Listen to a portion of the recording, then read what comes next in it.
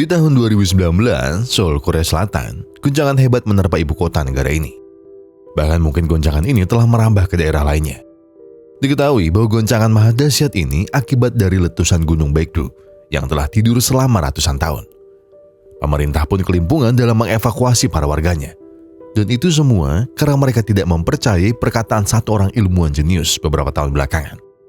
Ia telah membuat prediksi bagaimana gunung ini akan meluluhlantahkan sisi Korea. Dan bahkan ia juga menjabarkan bagaimana cara mencegahnya. Namun, sayang, itu semua sudah terlambat.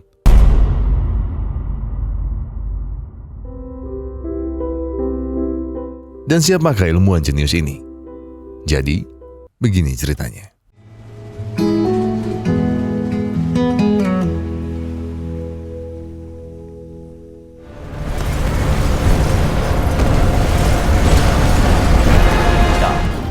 한반도 전역이 지진의 영향권에 들었습니다.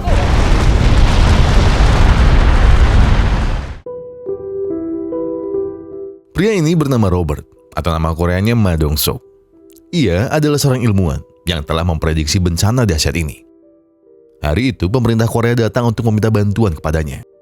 Namun jelas, Robert tak menggubris permintaan itu karena ia telah mengundurkan diri. Hal ini ia lakukan karena muak semua aspirasi dan terobosannya tak pernah dilirik oleh pemerintah. Malah mereka menghina, meremehkan, dan menganggap Robert sebagai ilmuwan bodoh. Jadi ia memilih untuk kembali ke Amerika dan tak peduli lagi dengan keadaan negaranya itu. Sekretaris negara yang bernama Jun ini segera menekan Robert bahwa negara Korea sedang dalam masa yang sulit. Ia pun berjanji akan memberikan segala kompensasi kepada Robert jika dia mau bantu negara ini sekali lagi. Jun menambahkan bahwa ini tidak akan lama. Jika parlemen menolak usulannya, maka Robert bebas untuk kembali menentukan jalannya. 도와주십시오. Robert segera dibawa ke hadapan Dewan Rakyat Korea. Di sana, Dewan menjelaskan bahwa dampak dari letusan itu telah merambah ke hampir 30% wilayah Korea Selatan. Dan jika melihat bentuk geologis dari Gunung Baekdu, terdapat 3 tabung magma yang akan meletus secara bergantian, atau bahkan secara bersamaan. Robert segera menjelaskan apa yang sebaiknya mereka lakukan demi mengantisipasi letusan ini. Jika para dewan ingin mendengar alasan logisnya, mereka semua hanya perlu bertahan dan menyiapkan diri untuk pembangunan yang baru. Karena letusan berikutnya mungkin akan terjadi lebih besar dari kemarin. Namun, jika ingin dengar alasan terbaiknya, pemerintah harus berani menghalau letusan itu dengan cara meledakkan tabung magma yang ada di dalam gunung. Bagaimana caranya? Dengan ledakan setara bom nuklir. Tabung magma yang ada akan memiliki lubang yang cukup untuk mengalirkan besi panas itu. Dan tekanan yang seharusnya menjadi ledakan pun bisa mereka hindari. Permasalahan tidak selesai sampai di situ. Hal paling sulit dari gagasannya ini adalah Gunung Baekdu berada di perbatasan Korea Selatan, Korea Utara, dan juga Tiongkok. Jelas perbuatan ini akan melanggar otoritas wilayah. Namun pilihannya ada di tangan kita sendiri. Mau bertahan dan terus bertahan, atau maju dan habisi sumber masalah utamanya. Jelas gagasan itu ditolak mentah-mentah oleh para dewan. Mereka kembali menghina dan mencari Robert. Ilmuwan gila macam apa yang memberi gagasan tak berdasar seperti itu? Namun Robert sudah lelah mendengar cemooh itu semua. Pak Presiden pun mencoba menenangkan Robert. Ia tahu bahwa Robert hanya berusaha membantu. Ia pun bertanya, seberapa besar peluang rencana Robert berhasil? Dengan lirih, Robert menjawab, 3,4%. Angka itu lebih dari cukup untuk menyukseskan masalah ini. 3,4% bukanlah hal yang mustahil. Dari berbagai kemungkinan yang ada, kita semua, rakyat Korea dan umat manusia, masih memiliki peluang hidup sebanyak itu. Jadi Pak Presiden pun mempercayakan misi ini kepada Robert dan berpesan untuk jangan mengecewakannya. Di sisi lain, kita akan diperkenalkan dengan seorang pria bernama Jo In Chang. Ia adalah seorang kapten pasukan khusus yang berniat untuk pensiun. Hal itu ia putuskan demi menyambut kelahiran sang buah hati tercinta. Istrinya yang bernama Cho Ji Young pun bahagia atas keputusan itu. Yang ia harapkan bukan hanya tentang materi. Terlebih, sang istri hanya ingin Jo lebih sering berada di sisinya. Namun akibat letusan Gunung Baekdu, ia kembali dipanggil oleh jenderal untuk melangsungkan misi terakhirnya. Jo awalnya ragu, namun karena misi ini demi keselamatan umat manusia, ia pun mencoba mempertimbangkan ini semua. Jo pun berusaha meyakinkan sang istri bahwa ini adalah misi terakhirnya. Choi jelas tidak suka, karena sebelum ini Jo juga telat saat USG anak mereka. Mau sampai kapan sang suami tak pernah punya waktu untuk keluarga ini? Dan juga apakah Jo paham bahwa Choi sangat takut kehilangan dirinya? Mendengar itu, Jo meyakinkan bahwa ia tidak akan terlambat lagi. Dan setelah misi ini, mereka akan hidup damai dan bahagia selamanya. Setelah presentasi Robert malam itu, pemerintah memutuskan untuk menurunkan para serdadu dan pasukan khusus terbaik mereka. Hal ini dilakukan untuk merampas uranium yang ada di Korea Utara. Uranium ini nantinya digunakan sebagai bahan peledak untuk rencana Robert. Jadi mengapa harus susah payah mencuri uranium dari Korea Utara? Jadi, Korea Selatan terlibat perjanjian militer dengan Amerika, bahwa mereka tidak diperbolehkan memproduksi senjata nuklir sebagai tanda perdamaian. Sang jenderal melanjutkan bahwa tempat penyimpanan uranium itu terletak jauh di pedalaman Korea Utara. Dan satu-satunya orang yang tahu akan hal itu adalah Lee Jeon-pyong, seorang mata-mata sekaligus agen ganda dari Korea. Ia telah dipenjara di sebuah rutan paling ketat, dan hadirnya Kapten Jo bukan tanpa sebuah alasan. 기폭정시다. 지금은 빈 깡통이지만 이 안에 우라늄이 들어가고 보면 돼. 아직은 프로토타입이라 한 번 돌기 시작한 타이머는 멈출 수 없어.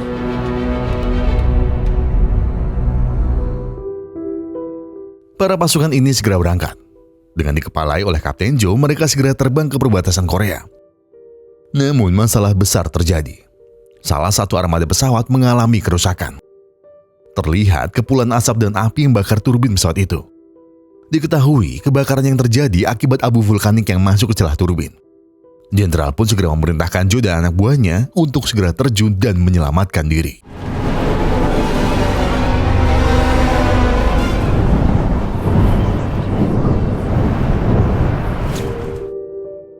Selepas kejadian itu, sang jenderal meminta Jo untuk beri laporan. Ia melaporkan bahwa pesawat yang terbakar tadi tak menunjukkan tanda kehidupan apapun. Tanpa berlama-lama, jenderal hanya memerintahkan bahwa tim Jo harus segera mengamankan detonator yang ada di sana. Dengan penuh keberanian, Jo menerjang kepulan api dan asap. Hingga saat detonator itu ditemukan, tiba-tiba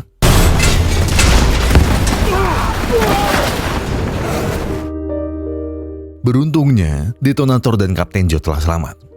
Sang jenderal segera memberitahu perintah berikutnya, bahwa mereka semua adalah pasukan terakhir yang ada. Jenderal mengingatkan bahwa misi ini bukanlah misi biasa. Tidak hanya tentang bencana. Namun, mereka harus berhadapan dengan otoritas negara. Musuh ada di depan sana. Dan mereka tidak akan segan membunuh Jo dan pasukannya. Oleh karena itu, sang jenderal hanya bilang bahwa ia percaya kepada Jo untuk menuntaskan misi ini.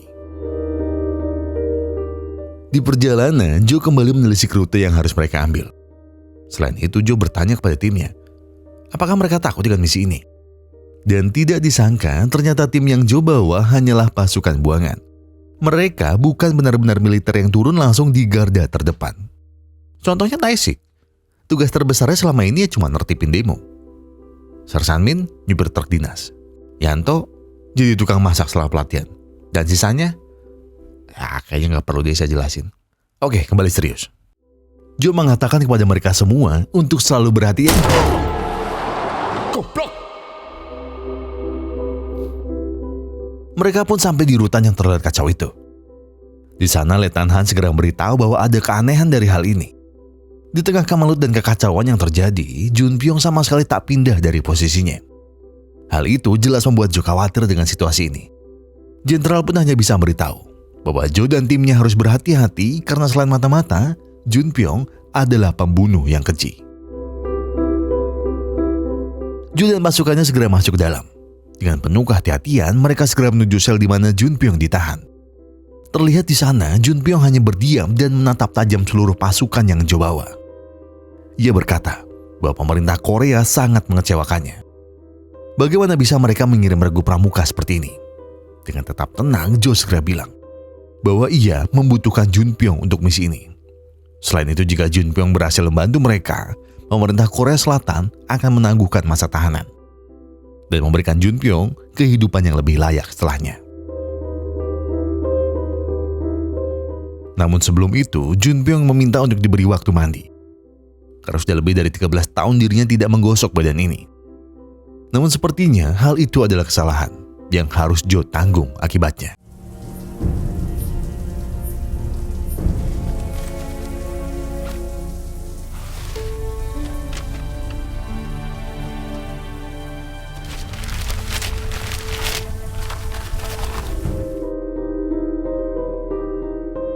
Mereka lalu melanjutkan misi. Kini tujuan mereka adalah markas penyimpanan uranium. Selama perjalanan, Junpyong tidak habis-habisnya mengoceh. Namun Jo merasa ada yang janggal. Ia pun menyadari bahwa dompetnya telah hilang. Junpyong segera mengaku bahwa lain kali mereka harus lebih hati-hati. Dan saat ditanya di manakah peta mereka, Junpyong hanya tertawa jahat sembari bilang, peta itu sudah dia telan bulat-bulat. Tae-Xu yang emosi langsung melayangkan bogem mentah ke arah Junpyong. Jo kembali meminta pasukannya tenang. Dan di momen yang tegang ini, Junpyong hanya tersenyum. Bahwa jika borgol ini terlepas, mungkin saja satu pasukan ini bisa ia bunuh dalam sekejap. Dan sepertinya ucapan Junpyong itu bukanlah isapan jempol belaka. 같은지 뭐?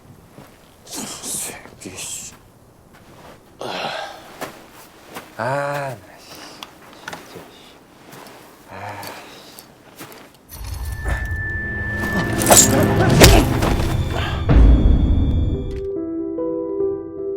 pun marah besar. Bagaimana bisa Junpyong lepas dari penjagaan mereka? Bahkan GPS yang ada di badannya telah ia buang. Segera seluruh tim Jo pergi ke pusat kota. Ia teringat dengan perkataan Junpyong di perjalanan tadi, bahwa ia rindu melihat patung sang pemimpin dari apartemennya. Jelas hal itu menjadi sebuah petunjuk bagi Jo. Segera Jo mendobrak apartemen itu. Terlihat Junpyong tengah menodong istrinya. Diketahui bahwa Junpyong telah lama pisah dengan sang istri. Ia hanya ingin tahu di mana putri kecil mereka sekarang. Namun, istrinya hanya kembali mengutuk Junpyong karena sudah lalai sebagai ayah. Dengan penuh emosi, Junpyong kembali mengancam untuk membunuhnya. Dan lagi-lagi, istrinya hanya pasrah dan bilang bahwa dirinya sudah tidak punya niat hidup lagi. Jo yang melihat itu segera menekan Junpyong. Dirasa hal ini akan sia-sia. Junpyong pun mengurungkan niatnya untuk membunuh. Ia segera menghampiri Jo dan bertanya, kemana tujuan mereka selanjutnya? Mereka akhirnya sampai di markas itu. Di sana Jo meminta Junpyong menjelaskan di mana letak uranium itu berada. Dan setelah Junpyong menjelaskan tata letak markas itu, Jo dan pasukannya segera masuk. Tapi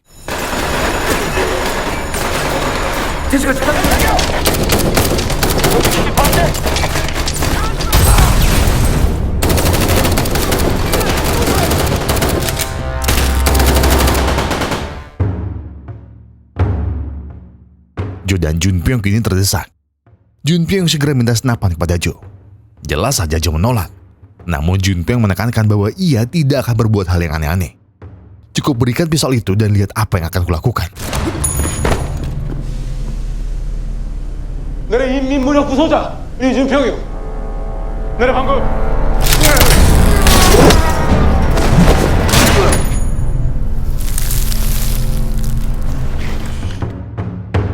Setelahnya, Junpyong mengantarkan pasukan Jo ke tempat penyimpanan uranium. Mereka semua terperangah melihat megahnya tempat itu. Junpyong hanya bilang bahwa kapitalisme republik tak akan pernah bisa membuat tempat seperti ini. Dan itulah alasannya memberontak dahulu. Jo seakan tak menggubris ucapan Junpyong. Ia kembali menekankan agar Junpyong tak lagi membuang waktu mereka.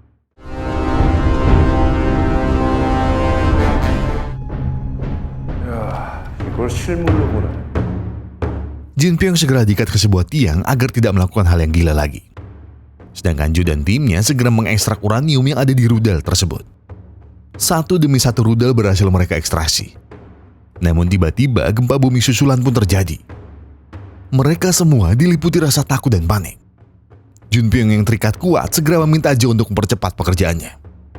Namun di rudal terakhir, box uranium itu bisa mereka buka. Jo melakukan segala cara untuk membukanya. Namun yang harus Joe sadari, pintu markas ini mulai perlahan tertutup.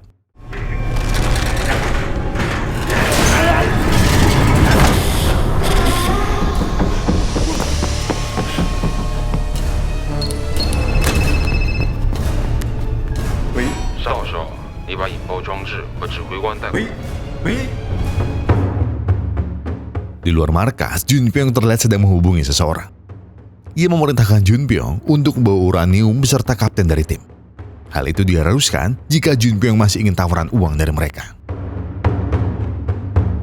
Kembali dalam markas, akhirnya setelah susah payah mencoba, Joe berhasil membuka box tersebut. Segera timnya melakukan ekstraksi terakhir. Mereka pun segera pergi dari tempat itu. Junpyong pun juga kembali menjemput mereka. Ia beralasan bahwa tadi terlalu panik dan tidak sadar kalau sampai meninggalkan Joe dan yang lainnya. Di sisi lain, gempa susulan tersebut jelas membuat sisi kota Seoul kelimpungan. Choi yang sedang menuju tempat evakuasi pun harus terkena dampaknya. Gempa ini jauh di luar perhitungan Robert. Ia tak menyangka bahwa ada yang salah dari perhitungannya. Selain itu, pihak militer Amerika datang ke markas itu. Mereka meminta kepada Korea untuk segera menghentikan operasi ini segera. Karena jika tidak, kedamaian dunia akan terancam. Dan mungkin Perang Dunia Ketiga bisa mulai tersulut. Duta Besar Amerika pun menghadap langsung kepada sang presiden. Ia meminta dengan paksa bahwa operasi ini harus segera diakhiri. Jelas saja seluruh personel seperti Robert juga harus pergi dari tempat itu. Tak hanya di pusatnya, bala tentara Amerika juga mengejar pasukan Joe.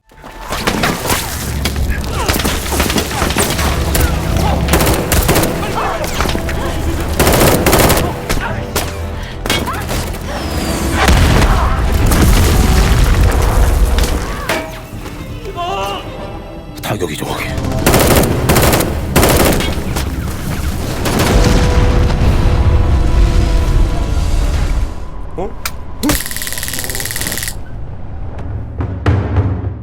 Kekacauan itu menyebabkan beberapa pasukan Joe terbunuh dan menyisakan Letnan Han dan Sersan Mip. Tidak hanya itu, Junpyong juga memanfaatkan kemelut yang terjadi untuk membungkam Joe dan membawa uranium itu bersamanya. Sebangunnya Joe, Junpyong langsung berkata bahwa mereka akan pergi ke sebuah tempat yang bernama Putian. Joe harus tetap aman bersama uranium itu. Sontak Joe marah mengapa Junpyong berulang kali mengganggu misi ini. Padahal Joe sudah berjanji bahwa pemerintah Korea akan menjamin hidup Junpyong kelak. Tapi yang Joe tidak sadari, Junpyong sudah tak punya tujuan hidup lagi. Ia hanya ingin mengakhiri hidupnya dengan penuh damai.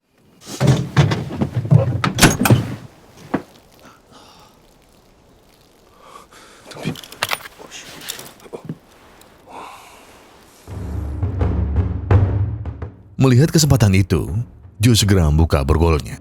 Namun usaha itu terganggu dengan Junpyong yang berulang kali mengoceh. Sudah lebih dari 13 tahun hidup di penjara, Junpyong sangat penasaran dengan ending One Piece saat ini. Joe pun kebingungan dan hanya menjawab bahwa kini Luffy telah mati. Namun raut wajah Junpyong begitu frustasi. Hal itu segera Joe manfaatkan untuk melepas seluruh baut yang memborgolnya. Tapi GPS. 이제 내 부하들이 나 찾아. 뭐하네 이 갓나스. 나도 이제 보험 들었어.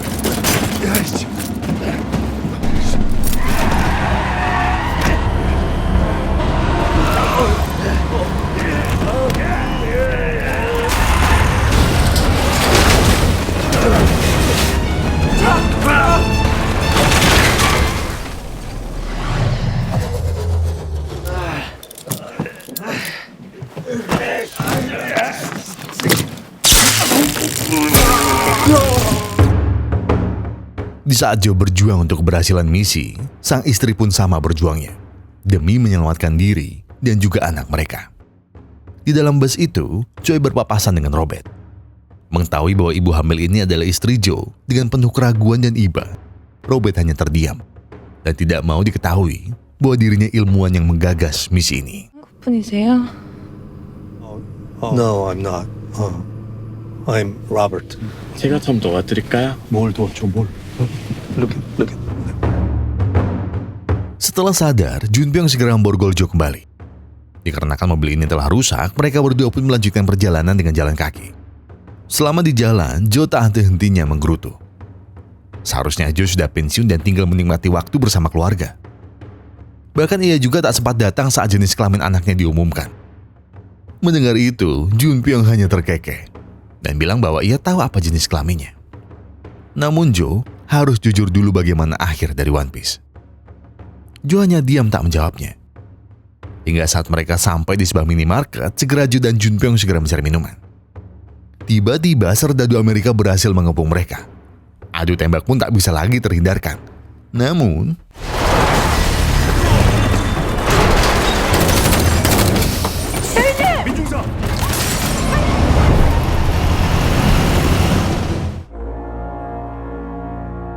mereka berempat pun segera kabur.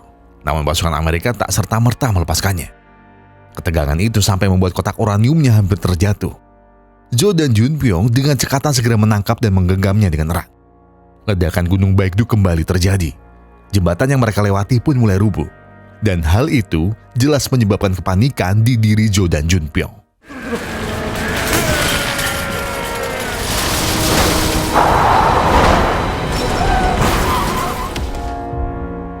Setelah selamat, Junpyong segera menodongkan pistol ke arah Joe. Ia tak mau lagi berurusan dengan tentara Amerika. Oleh karena itu, Junpyong ingin Joe mengeluarkan GPS yang tadi sempat Joe telan mentah-mentah. Jelas Joe tak mau menyerahkannya. Hal itu Joe lakukan sebagai jaminan bahwa Junpyong tak mengkhianati mereka lagi. Namun, apakah Joe yakin bahwa misi ini bisa berhasil? Apakah Joe yakin dengan semua ide gila ini bahwa dirinya mampu menghentikan bencana alam yang sudah Tuhan takdirkan? Mendengar itu, Joe hanya terdiam. Ia menjadi ragu. Apakah hal yang dirinya lakukan ini benar adanya? Dengan nada putus asanya, Joe bilang bahwa ia menyerah. Ia menyerah dan bilang kepada Junpyong untuk membawa kotak uranium itu segera. Jika memang itu keinginan Junpyong, maka Joe takkan lagi menahannya. Junpyong terkejut. Ini bukanlah reaksi yang ia sangka dan harapkan. Melihat Joe yang putus asa, Junpyong seakan kembali ke masa lalu. Di saat dirinya menyerah akan hidup dan meninggalkan keluarganya. Dan oleh karena itu, Junpyong bilang bahwa ia tak lagi membutuhkan kotak itu. Dan persimpangan di depan sana mungkin bisa menjadi tempat mereka berpisah dengan baik-baik. 너무 늦지 않았게 바란다. 보험은 깨고 가야지. 지도 갖고 와, 지도. 야야이 상관없이 나가서 했기. Akibat gempa susulan tadi, kenaikan suhu mulai terasa hingga semenanjung Korea. Hal itu jelas membuat Robert terpikirkan sebuah hal. Sembari menunggu Cho yang hampir terinjak masa, Robert segera menghubungi Jeon untuk menjelaskan sesuatu. Bahwa dengan adanya kenaikan suhu, titik misi peledakan mereka tidaklah sesuai. Oleh karena itu, Robert menjelaskan bahwa Kapten Jo harus segera mengubah arahnya dan berganti ke titik yang sudah Robert tentukan. Namun masalahnya, kode komunikasi mereka berada dalam chip yang tersimpan di markas. Dikarenakan markas telah Amerika segel, hanya Jeon yang bisa memasukinya. Sebagai sekretaris negara, Jeon memiliki hak untuk masuk dalam. Robert pun menjelaskan langkah demi langkah kepada Jeon untuk mengekstraksi kode tersebut. Lalu memindahkannya ke perangkat yang ia bawa.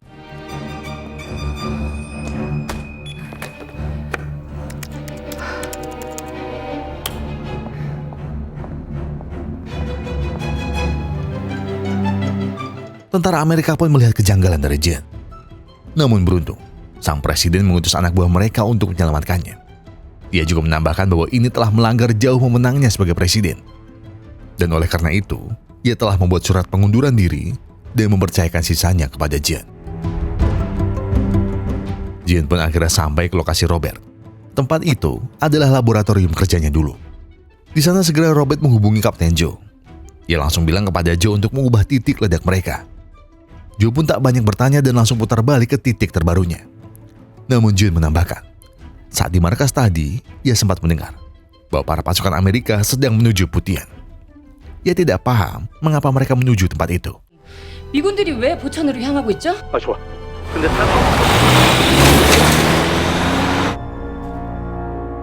Di sana, nampak Junpyong tengah mencari sesuatu. Sesuatu yang berarti dan sangat berharga di hidupnya. Iya, Putian adalah tempat di mana sang anak berada. Ia pun berusaha menjangkau anaknya itu. Namun nampak ekspresi sang anak begitu takut kepada Junpyong. Tiba-tiba segerombolan mafia datang dan segera menagih janji dari Junpyong. Ia pun berdalih bahwa selama di jalan terjadi sesuatu yang menyebabkan kotak uranium tidak bisa Junpyong bawa. Segera tembakan pun melesat ke perutnya. Mafia itu bilang bahwa mereka telah lelah dengan semua janji manis Junpyong. Saat mereka akan membunuh anaknya, tentara Amerika datang dan segera menembaki para mafia itu.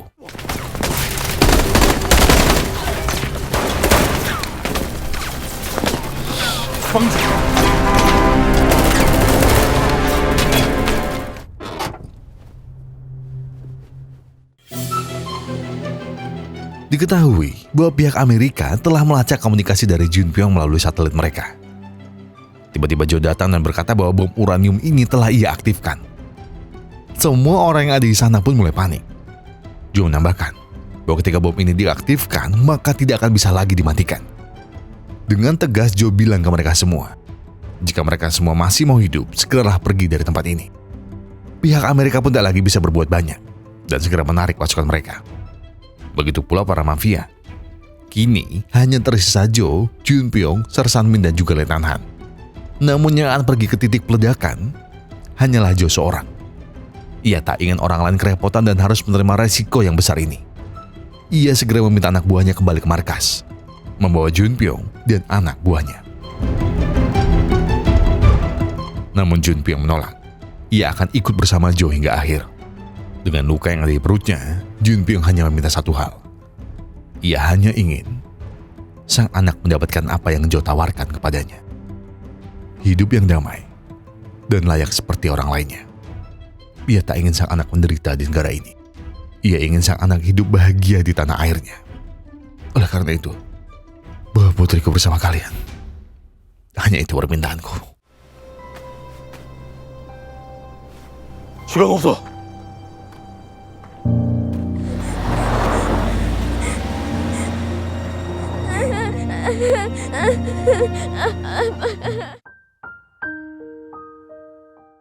Saat di perjalanan, Joe kembali menghubungi Robert.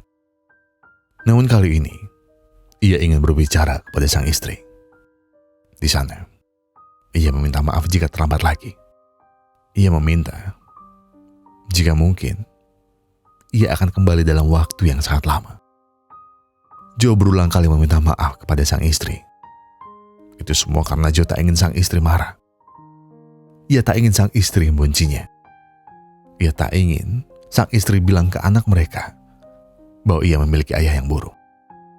Ia meminta maaf dan terus meminta maaf. Namun satu hal yang harus Choi ketahui. Aku mencintaimu dan aku mencintai anak kita. Tangis Choi pun pecah. Dia tak ingin ditinggal oleh orang yang paling ia sayangi.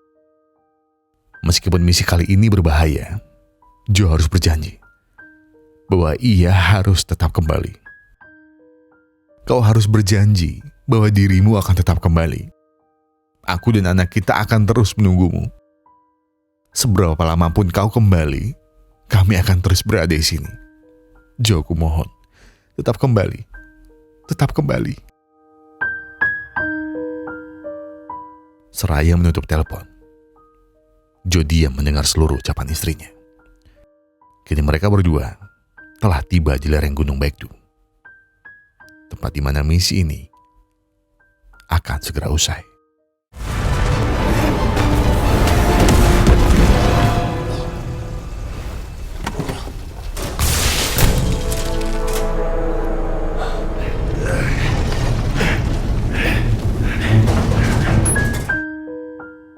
Di sisi lain, tiba-tiba ketuban Choi pecah. Dan hal itu menandakan bahwa sebentar lagi bayinya akan segera lahir. Segera Robert dan Jen membawa Choi ke rumah sakit. Namun ternyata gempa susulan mulai terjadi. Waktu tunggu letusan terakhir pun semakin sempit.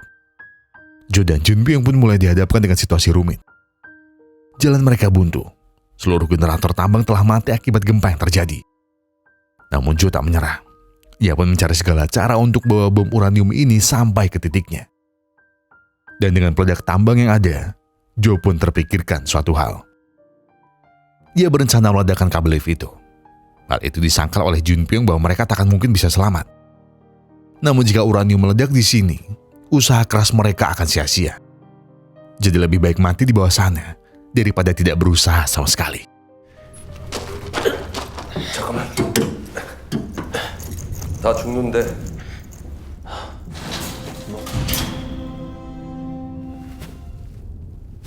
내려 사실 네 아가 Junpyong mengunci pintu itu. Ia bilang bahwa masa depan Jo masihlah panjang. Ia harus menjadi ayah yang baik. Oleh karena itu, Junpyong pun hanya berpesan bahwa ia sangat percaya kepada Jo. Junpyong ingin Jo menepati janjinya. Janji bahwa sang putri akan mendapat hidup bahagia setelah ini. 돌아보지 말고 가라.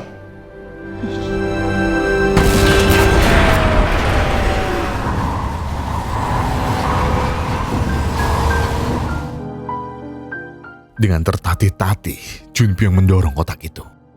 Badannya mulai lemah. Pandangannya pun mulai kabur. Namun ia tetap berusaha demi masa depan putrinya. Dan waktu menunjukkan kurang dari 10 detik sebelum bom itu meledak. Jo segera pergi menjauh dari tempat itu. Gunung Baekdu mulai mengamuk lagi. Dan mungkin muntahan lava kali ini akan menjadi yang terbesar. Hanya harap dan doa yang bisa Jo lakukan. Berharap bahwa Junpyong tak gagal melakukan misinya.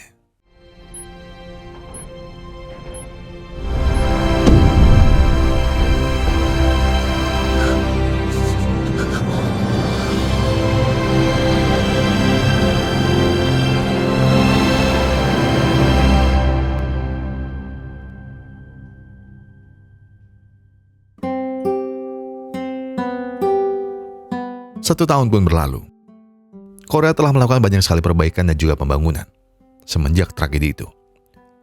Kabarnya, kini Robert telah dianugerahi titel ilmuwan paling dihormati di Korea. Jian juga masih bekerja sebagai sekretaris negara, dan tentu dengan presiden yang masih sama. Kepercayaan masyarakat melonjak drastis akibat keputusannya waktu itu, sehingga membuatnya terpilih untuk kedua kalinya. Selain mereka, kini Jo telah hidup bahagia. Hari-hari lambat dan santainya selalu diisi dengan canda tawa kedua anak dan istrinya. Iya, 2. Ia membawa anak Junpyong ke rumahnya. Bagi Jo, pertemuannya dengan Junpyong terasa begitu aneh. Di awal ia sangat kesal dan mungkin benci. Namun satu hal yang Jo sadari, Junpyong hanya mencoba jadi ayah yang baik untuk anaknya. Oleh karena itu Jo tak akan pernah lupa dengan janjinya kepadanya. Ia akan tetap hidup lebih lama. Ia akan terus menjaga orang-orang yang tercinta. Dan juga menciptakan bahagia kepada mereka semua.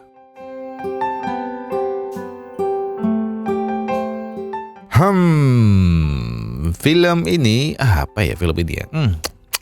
Kita mau bahas apa di belakangnya? Ada sih waktu saya nonton. Mungkin gini kali ya.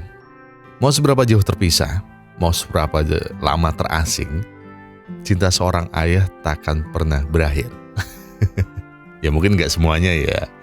Ada juga beberapa oknum orang tua yang khususnya ayah yang semena-mena pergi tanpa memberi apapun untuk kehidupan keluarganya. Ada oknum, saya bilangnya oknum ayah nih. Tapi yang jelas seorang pria sejati yang sudah menjadi ayah akan selalu mencintai keluarganya hingga titik darah penghabisannya. Walau ya kita tahu kalau ayah, bapak, Pak Eopo, siapapun lah, itu ya kelihatan galak, pendiam dan mungkin terlihat wagu ya, terlihat aneh karena jokesnya itu nggak lucu. Cuma buat saya sekarang udah mulai lucu loh.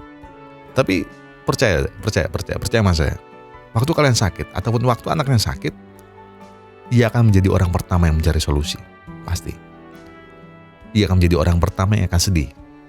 Dan dia akan menjadi orang pertama yang bahkan dengan rela mengorbankan diri demi anaknya bisa tersenyum lagi. Saya mengucapkan terima kasih buat setiap ayah di luar sana. Mungkin ayah, calon ayah yang sempat jadi ayah cuma habis itu tidak jadi ayah lagi. Bagaimana itu Mas Gun? Ya saya tidak tahu, orang kan punya cerita masing-masing ya. Dan obrolan soal ayah ini banyak sekali terjadi di tempat saya ya, terutama kepada Daud di situ. Dan yang lain, dan saya juga dan Lek Bagong di situ kami ngobrolan. Lek, bagaimana sih ayah laki-laki bla bla bla bla bla bla begitu. Ya kan Lek Bagong kan sudah dituakan ya, memang sudah tua sih, jadi kami banyak ngobrol dan sharing sih. Tapi dengan keren, Lek Bagong tuh ngomongnya begini. Cinta dari seorang ibu memang menenangkan. Akan tetapi, cinta dari ayah lebih menguatkan. Ada suatu waktu di mana ayah, bapak, itu nggak bisa jagain kamu di luar sana. Dan kamu harus bisa survive dengan caramu sendiri. Dan yang bisa bapak lakukan di sini hanya mendoakan kamu dan berharap kamu nggak apa-apa. Maka selama di rumah, kamu harus ikutin omongan bapak. Begitu caranya seorang bapak ayah mencintai anaknya. Dan ya mungkin dari kalian mungkin ada yang belum relate, dan mungkin ada yang sudah relate ketika sudah punya suami. Sudah punya suami, masa bapak sama bapak sih, goblok. Maksudnya sudah punya keluarga, sudah punya istri gitu, punya anak. Terus kalian ngeliat anak kalian terus ngerasa, oh begini jadi bapak ya. Saya jadi ngerti kenapa dulu saya dilarang banget pulang malam, dilarang banget nginep tempat orang. Ya begitulah. Jadi pokoknya ya selamat merasakan, dan semoga sakinah mawaddah warohmah, wah. Bahagialah keluarganya di situ terus. Pokoknya yang tenang bro, tenang. Saya ini ngomongin siapa ya kira-kira? Udah kebanyakan. Saya Gogon dan segenap tim Booster Rebel Glory mengucapkan terima kasih. Terima kasih buat yang sudah menonton video ini sampai habis. Terima kasih buat yang sudah terima kasih buat yang sudah memberikan komentar. Terima kasih buat yang sudah memberikan like. Terima kasih buat yang sudah mensubscribe, dan juga terima kasih buat yang sudah memencet tombol thanks-nya. Karena apapun yang kalian lakukan untuk channel ini sudah membantu channel ini untuk berkembang sampai ke titik ini sekarang. Percaya atau enggak, tanpa kalian sebatin cuma jadi channel alur film biasa yang isinya mas-mas ngeluh soal kebijakan pemerintah dan banyak hal. Ya pokoknya intinya isinya ngeluh, ya kan, terus disuarakan lewat saya. Pokoknya sekali lagi terima kasih. Kalau gak ada kalian, sebatin gak bisa sampai hari ini. Sekali lagi, terima kasih. Dan sebagai penutup saya pengen bilang, kalau kalian lagi ada banyak masalah dan itu berat banget, yang tenang, gak usah buru-buru. Selesai dengan kepala dingin. Gak ada yang ngajak kamu nyusu-nyusu. Oke? Harus dengan kepala dingin. Duduk, tarik napas, buang. Tenggak kopinya, ambil gorengnya, dan ya kalian semua udah tahu lah. Sebatin aja dulu.